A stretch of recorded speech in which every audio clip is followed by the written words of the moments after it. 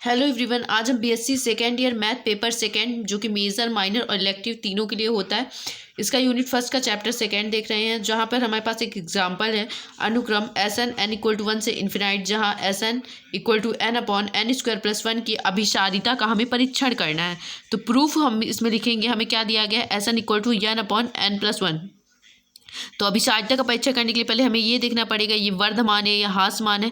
इससे पहले मैंने एक वीडियो अपलोड किया था जिसमें सारी जानकारी है कि वर्धमान किसे कहते हैं, ह्रासमान किसे कहते हैं और अवर्धमान ह्रासमान किसे कहते हैं। सारी डिफिनीशंस है और एक प्रमेय है इंपॉर्टेंट, तो आप उसको देख लीजिएगा, ठीक है।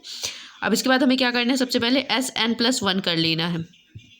तो यहाँ पर हमें एन प्लस 1 करना होगा अपॉन एन प्लस 1 का whole square plus 1 s n plus 1। अब हम इसको सॉल्व कर लेंगे तो यहाँ पे क्या आएगा हमारे पास, एन प्लस 1 अपॉन एन का स्क्वायर प्लस ये क्या हो जाएगा हमारे पास 2n प्लस 1 और 1 2 हो जाएगा, ठीक है ना। ये छोटी छोटी कैलकुलेशन है जो आप देख लिया करिए, क्योंकि आप मैथ के स्टूडेंट हैं, एटलीस्ट बीएससी कर रहे हैं तो स्टैंडर्ड आपका थोड़ा सा मानकर मैं छोटी छोटी चीज़ें इसमें वीडियो में नहीं लिख रही हूँ, ठीक है। अब आपको इसमें क्या करना है, s n plus 1 minus s n हमें इसमें कर देना है। तो ये तो आप लोग के लिए बहुत ईजी होगा करना। तो हम यहाँ पे n square plus 2n plus 2 minus n upon N square plus 1 कर देते हैं। इक्वल टू यहाँ पे हमारे पास क्या आ जाएगा, इक्वल टू हमारे पास आ जाएगा N square plus 2n plus 2 और यहाँ पे एन स्क्वायर प्लस 1 हमारा क्या आ गया, एलसीएम आ गया। एन प्लस 1 में हमें क्या करना है, एन स्क्वायर प्लस 1 का मल्टीप्लाई कर देंगे और यहाँ पर हमें क्या करना है, एन स्क्वायर माइनस 2n और प्लस 2 में इसका मल्टीप्लाई कर देना। अब हमें इसे मल्टीप्लाई करके डायरेक्ट लिखना है यहाँ पे, तो मैं यहाँ पे डायरेक्ट ही लिख देती हूँ। तो हमारे पास आ जाएगा n cube plus n square plus n plus 1। आप इसका मल्टीप्लाई करके देखिए, एन क्यूब आएगा, फिर उसके बाद एन स्क्वायर आएगा। जैसे जो आ रहा है मैं वैसे लिखते जा रही हूँ। फिर यहाँ पे हमारे पास क्या आ जाएगा, माइनस का एन क्यूब माइनस का 2n स्क्वायर और माइनस का 2n, ठीक है, इतना ही आएगा ना। और इसके बाद हमारे पास नीचे क्या बचा हुआ है, एन स्क्वायर प्लस 1 आप आगे लिख दीजिए क्योंकि ये छोटा सा दिख रहा है। और यहाँ पे n square plus 2n plus 2। अब इसके बाद जो कट रहा है उसको आप सीधे सीधे काट दीजिए और जो नहीं कट रहा है उसको मत काटिए। तो यहाँ पे हमारे पास क्या आ जाएगा, इसमें माइनस के 2n में 2n स्क्वायर में एन स्क्वायर घटाएंगे तो यहाँ पे माइनस का एन स्क्वायर आ जाएगा और माइनस 2n में प्लस 2n माइनस करेंगे तो माइनस का n आ जाएगा और यहाँ पे क्या आ जाएगा हमारे पास, प्लस का 1 upon N square plus 1 n square plus 2n plus 2।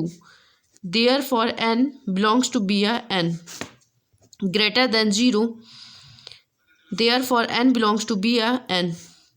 तो यहाँ पर क्या समझ में आया, हमें समझ में आया कि एस एन प्लस 1 जो है वो छोटा है किससे, एस एन से, है ना।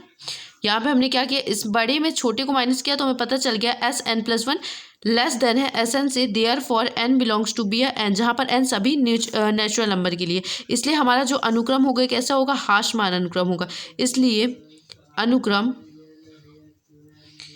एस एन जो होगा वो क्या होगा, n इक्वल टू 1 से इन्फिनाइट जो है एक दिष्ट ह्रासमान अनुक्रम होगा, ह्रासमान है। साथ ही जो हमारा एस एन है, साथ ही S N equal to N upon N square plus 1 जो है greater than 0, therefore N belongs to B a n, ठीक है। तो 0 से बड़ा क्या है हमारा एस एन है और therefore n n belongs to be n है। अतः ये क्या होगा, हमारा निम्न परिबद्ध है। अतः हमारा जो एस एन इक्वल टू 1 से इन्फिनाइट 0 द्वारा निम्नतः